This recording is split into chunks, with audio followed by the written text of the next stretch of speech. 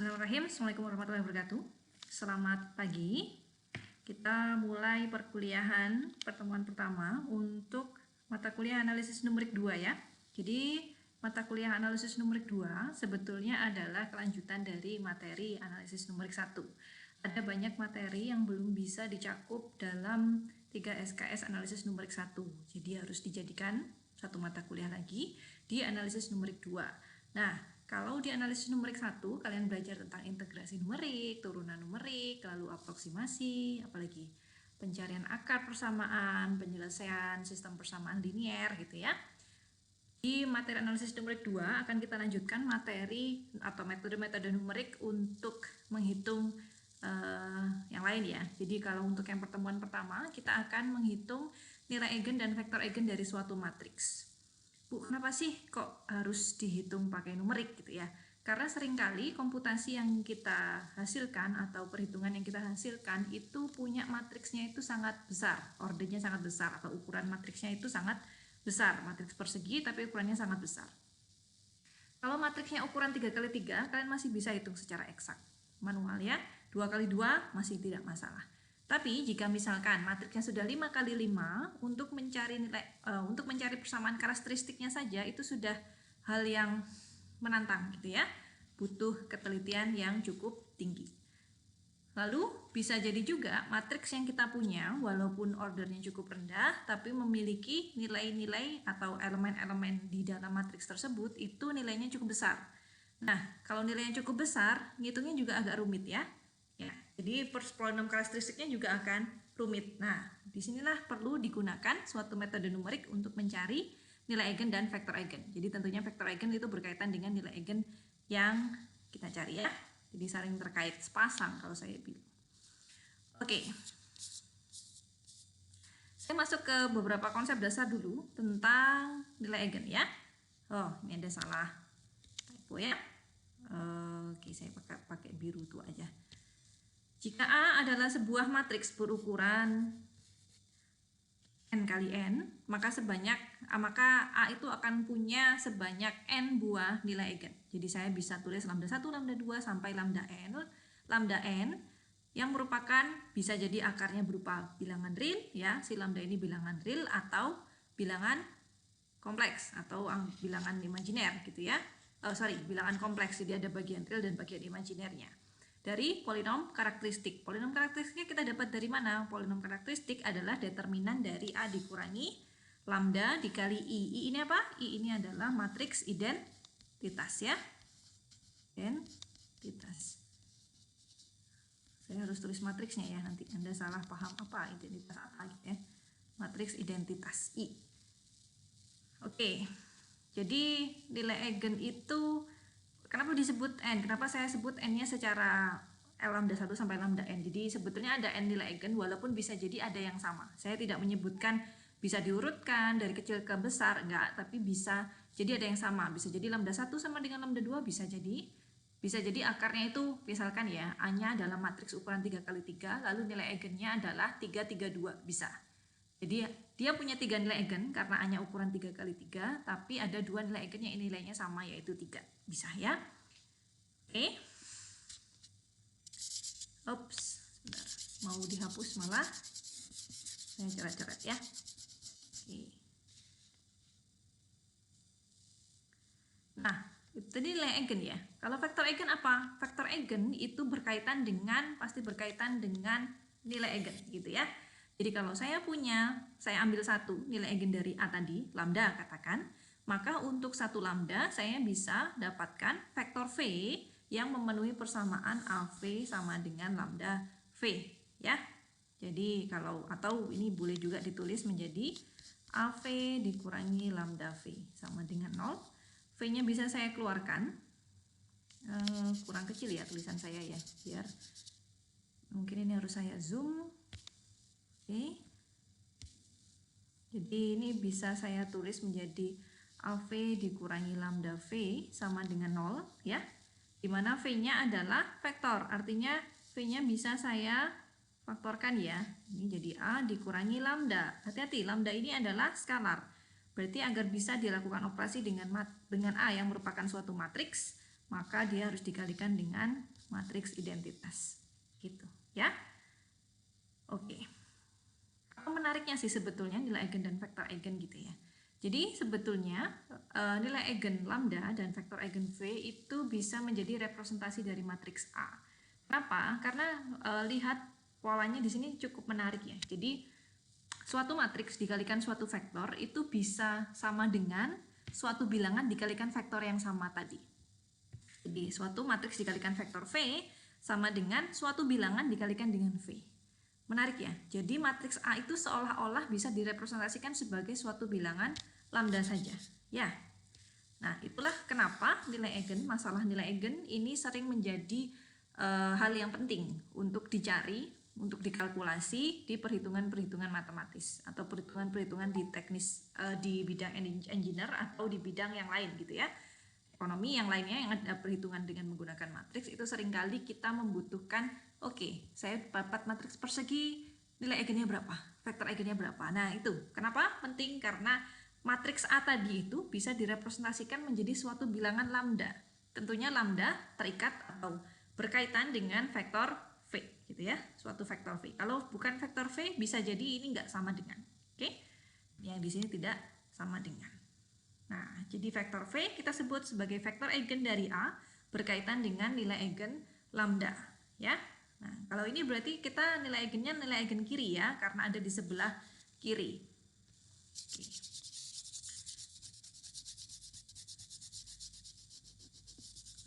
Kalian bisa coba cari tahu sebetulnya ini materinya di aljabar linear elementer seharusnya ya.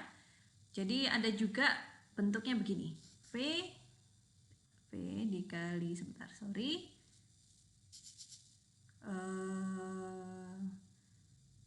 kalau V lambda ya ada namanya vektor eigen, nilai eigen, vektor eigen lebih tepatnya, vektor eigen kiri ya, vektor eigen kiri.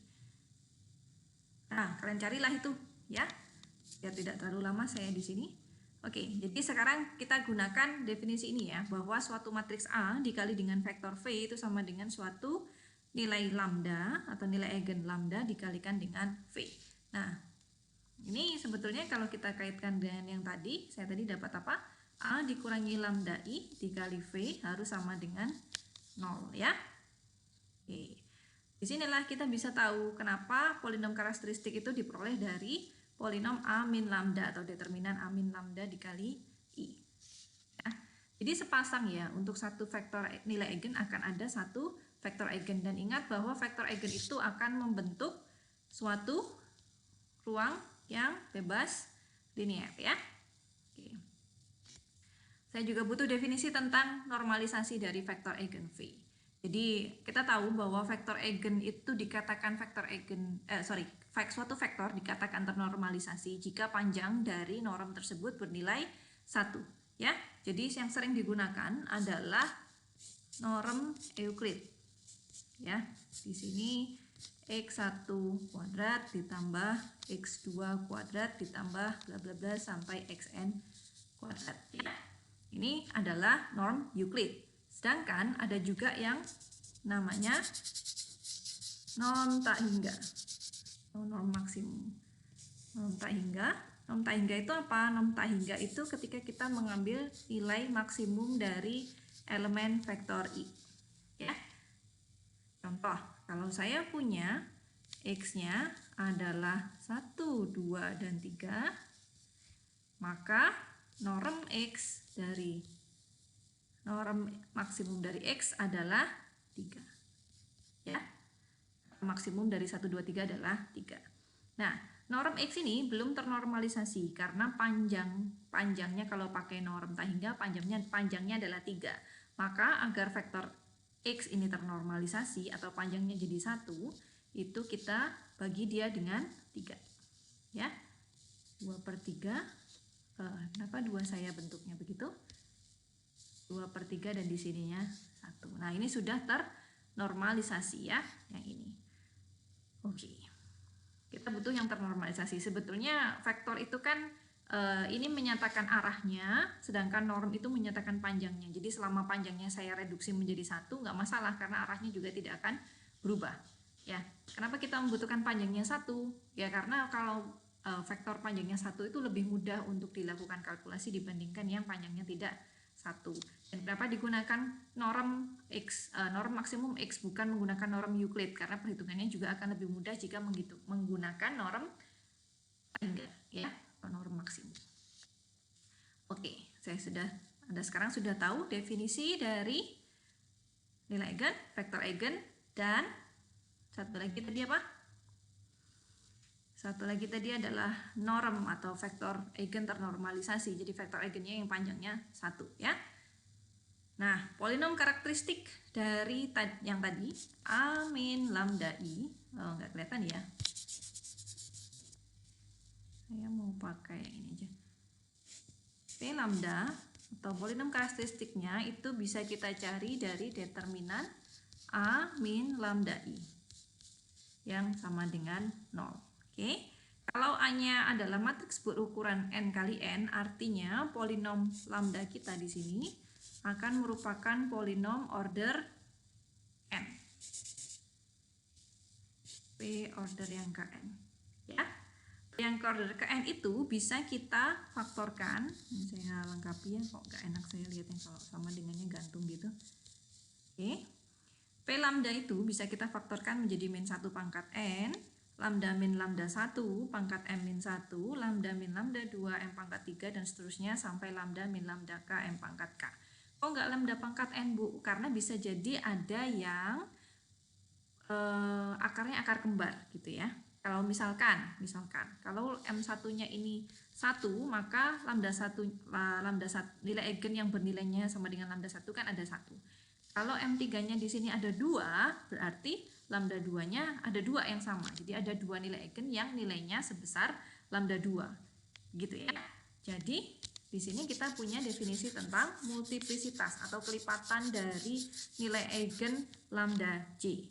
Ya, jadi untuk lambda 1 di sini multiplisitasnya adalah M1, lambda 2 multiplisitasnya adalah M3, dan lambda K multiplisitasnya adalah MK, di mana jumlah dari M1 ditambah M2 sampai MK itu sebesar order dari matriks atau sebesar N. Nah, ini sebetulnya bisa kalian buat dalam bentuk sigma ya. Kelebihannya orang matematik itu bisa menuliskan hal yang panjang. Kalau ini butuh beberapa sepanjang ini ya barisnya. Ini kita bisa tuliskan I-nya dari 1 sampai K M I ya. Gitu. Jadi multiplisitas dari nilai eigen atau kelipatan nilai eigen. Jadi banyaknya nilai eigen itu sebagai faktor dari polinom karakteristik matriks A. Oke, ini teorema yang berkaitan dengan nilai eigen dan vektor eigen. Bisa kalian baca di buku-buku aljabar linier. Saya hanya mereview ya, jadi tidak menampilkan buktinya ya di sini. Kalau buktinya bisa kalian cari sendiri di buku-buku aljabar linier. Oke, teoremanya bahwa untuk setiap nilai eigen lambda yang berbeda terdapat minimal 1 vektor eigen V yang berkaitan dengan lambda. Jelas ya?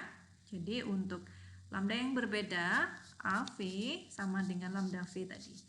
Artinya untuk lambda yang berbeda maka terdapat minimal 1 nilai eigen V yang berkaitan dengan lambda. Kenapa kok 1, Bu? Ingat bahwa vektor eigen kita ini itu bisa kita tuliskan menjadi kelipatannya. Maksud saya begini. Oke, gini saja.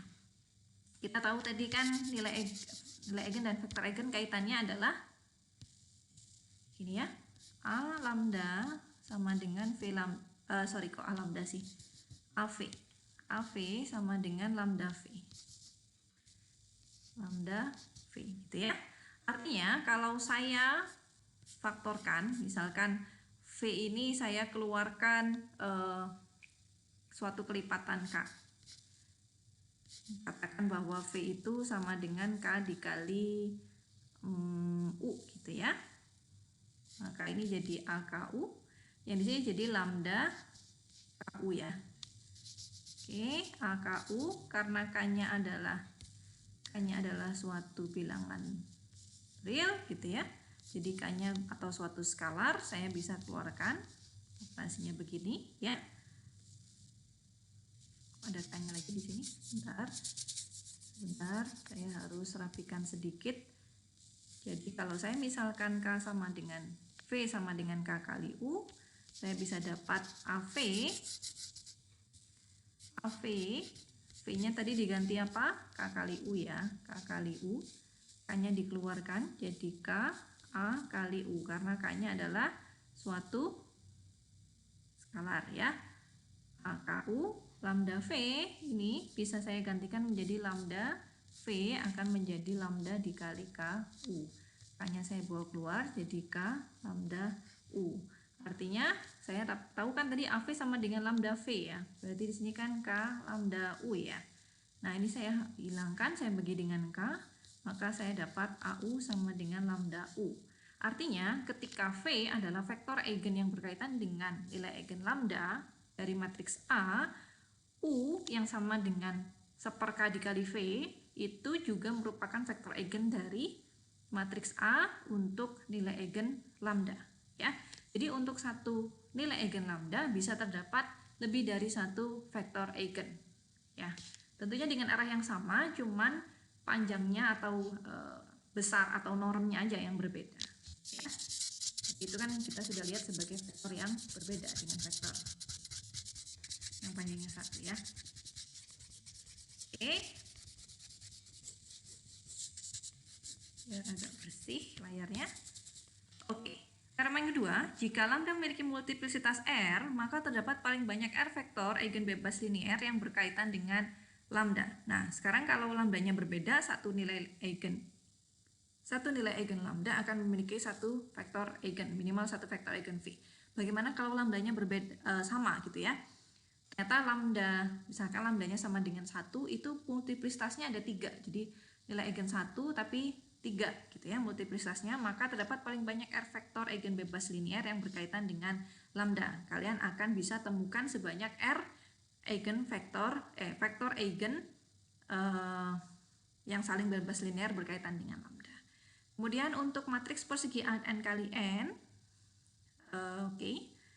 dengan nilai eigen yang berbeda, lambda 1 sampai lambda k, dengan vektor eigen berkaitan secara berurutan adalah V1 VK, artinya lambda 1 itu berkaitan dengan lambda V1 berkaitan dengan nilai eigen lambda 1, V2 berkaitan dengan nilai eigen lambda 2, VK berkaitan dengan nilai eigen lambda K.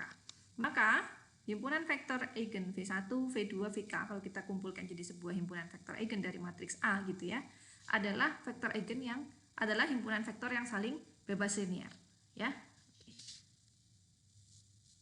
Bebas linear tuh apa sih sebetulnya? Ayo ya, kalian buka lagi ya. Saling bebas linear.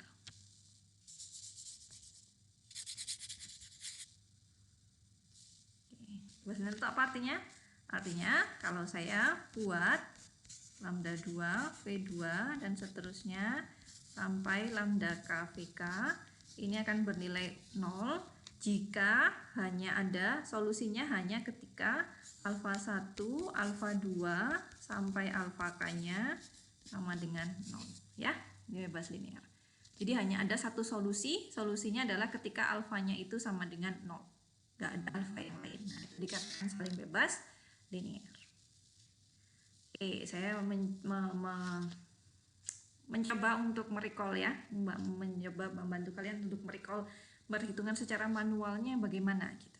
Nah, sekarang saya punya matriks ini ya, matriks ini 3 min 1 0 min 1 2 min 1 0 min 1 min 3. Perhatikan bahwa A ini adalah matriks simetri ya. Maka dibilang simetri karena suku yang di sini sama dengan ini, lalu suku yang di sini sama dengan di sini, lalu suku yang di sini sama dengan di sini ya. Jadi dia simetri, atau kalau dibuat ini lebih enak. Kalau abu-abu kok jelek ya, saya pakai yang catchy gitu ya. Nah, ini catchy.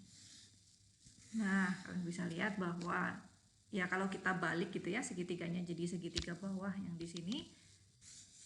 Nah, kalau kita balik, ini dibalik ke sana, dia akan jadi segitiga yang bawah. Jadi kita bisa tahu bahwa A adalah matriks simetri. Oke.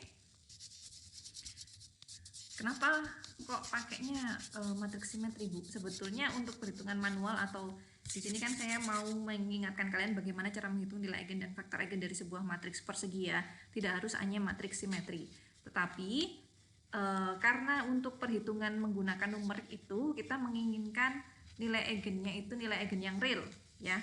Jadi kita membutuhkan matriksnya adalah matriks simetri. Kenapa? Kalau A-nya adalah matriks simetri ya. Bentar. Ya.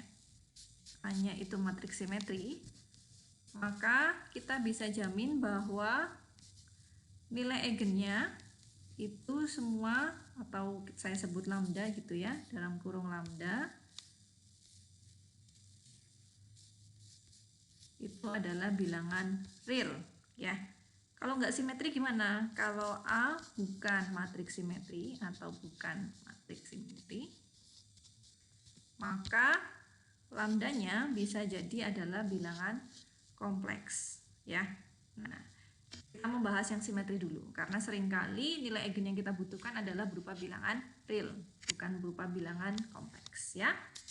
Jadi saya berikan contoh perhitungan untuk matriks simetri nilai eigennya. Oke. Tunjukkan pula bahwa vektor eigen tersebut saling bebas linear. Jadi kita harus tunjukkan bahwa vektor eigen V1, V2 karena ada ya, karena ada 3, ordernya ada 3, V1, V2 ini saling bebas linear. Nah, ini definisi bebas linear. Kalau ada yang lupa.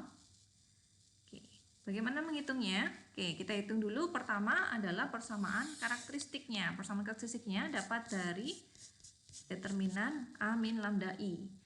A-nya adalah 3, 2, 3. Saya kurangi dengan lambda ya. Jadi saya akan dapat polinom karakteristiknya ini ya. Nah, perhatikan bahwa untuk menghitung polinom karakteristik kalian harus mencari determinan dari matriks A, matriks berukuran n kali n, sesuai dengan ukuran matriks A-nya. Kalau matriksnya berukuran 3 kali 3, mencari determinannya masih bisa ya. Masih bisa dilakukan gitu ya. Ingat kan cara mencari determinan ini? Misalkan kalian ambil yang ada nilai nolnya. Oke. Bentar. Saya hapus. Bentar. Oke, saya ambil terhadap vektor ini ya. Oke, saya ke sini sedikit. 3 min lambda dikalikan dengan, kalau saya mau ambil ini dulu, maka yang saya lihat adalah ini. Gitu ya. Ingat-ingat lagi ya. Oke, 2 min lambda, 3 min lambda, min 1, min 1 gitu ya. Terus ditambah, ini adalah min. Terus plus min gitu ya. Min 1, 0, min 1, 3 min lambda. Dapat dari mana, Bu? Oke. Ambilnya min 1, berarti kalian ambil adalah yang ini dan yang bawahnya gitu ya.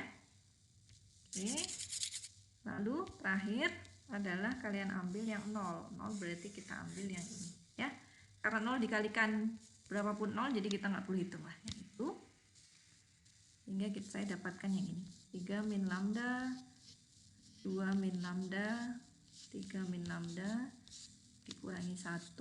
Nah, ini kalian hitung. Lalu di sini ada 1 dikalikan lambda min 3 ya, sama dengan 0. Nah, itulah sederhanakan gitu ya.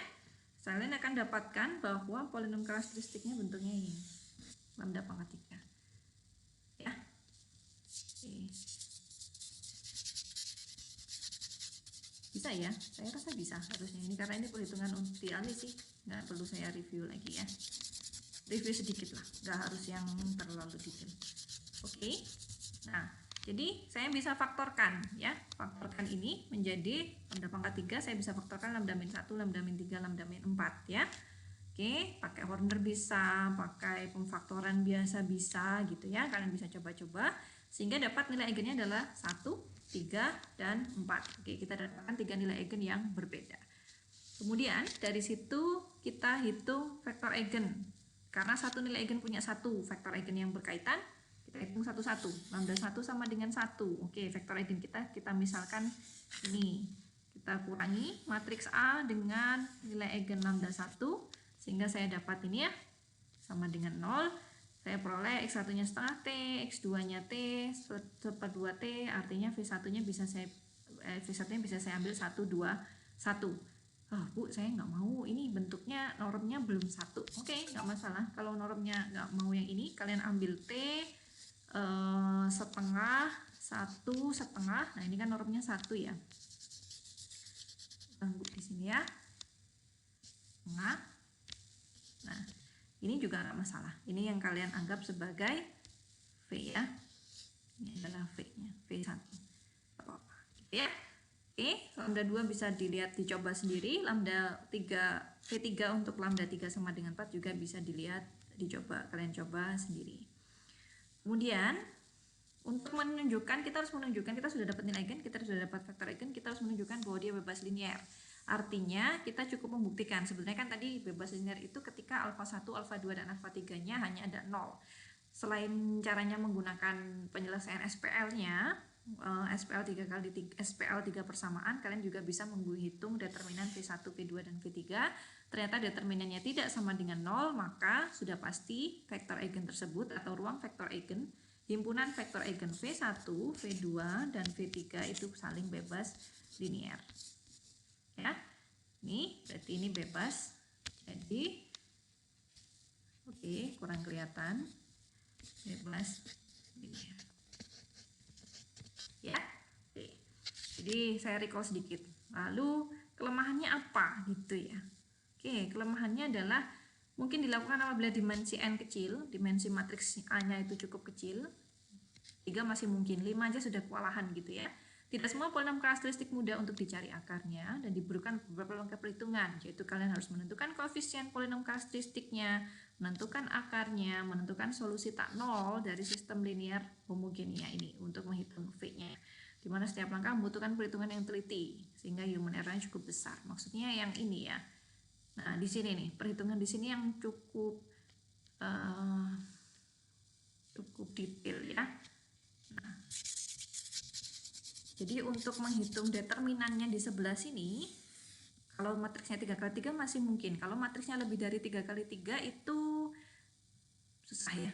Kalau lebih dari 3x3 akan lebih menantang. Polinomnya juga bisa jadi lebih tinggi ya. Lalu sudah dicarikan koefisiennya sudah dapat, kita sekarang harus cari faktornya ya. Oke, faktornya itu juga satu masalah tersendiri karena bisa jadi faktornya tidak secantik ini gitu. Bisa jadi pecahan, bisa jadi akar gitu, bisa jadi bilangan rasional gitu ya. Jadi error perhitungannya cukup besar. Begitu juga untuk menghitung V, kalian harus menyelesaikan SPL ini kan ya, menyelesaikan SPL yang ini. Oke, saya hapus dulu biar nggak terlalu messy gitu ya, enak dilihat. Kalian harus menyelesaikan ini sama dengan ini. Nah, ini juga membutuhkan waktu gitu ya. Untung ini ada 0 di sini. Kalau nggak ada 0 akan lebih rumit lagi gitu ya. Oke. Jadi ternyata menghitung manual juga nggak mudah gitu ya. Itulah kenapa akhirnya banyak peneliti matematik atau matematikawan atau engineer yang termotivasi untuk mencari metode numerik. Bisa nggak kalau dihitung pakai iterasi aja? Saya serahin ke komputer untuk matriks-matriks yang ukurannya besar. Karena seringkali ketika meneliti itu matriksnya ukurannya 5x5. Paling kecil ya. Ada yang 100x100 kalau mainnya mungkin big data gitu-gitu ya, data mining gitu-gitu. Sehingga kita butuh metode numerik untuk menyelesaikan atau untuk mencari nilai eigen dan vektor eigen dari suatu matriks atau pasangan eigen. Jadi kalau saya sebut pasangan eigen itu artinya vektor eigen dan nilai eigen dan vektor eigennya ya. Nah, jadi kita akan membahas hanya untuk matriks simetri. Kenapa? Karena matriks simetri itu nilai eigennya itu selalu bilangan real ya. Kalau elemennya bilangan real maka matriks A-nya elemennya bilangan real maka nilai eigennya juga bilangan real.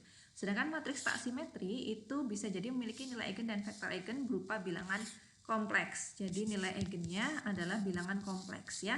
Jadi A plus IB. Nah, ini akan ini kayaknya nggak terlalu menarik gitu ya bagian imajinernya mungkin untuk dan aplikasi mungkin gitu ya.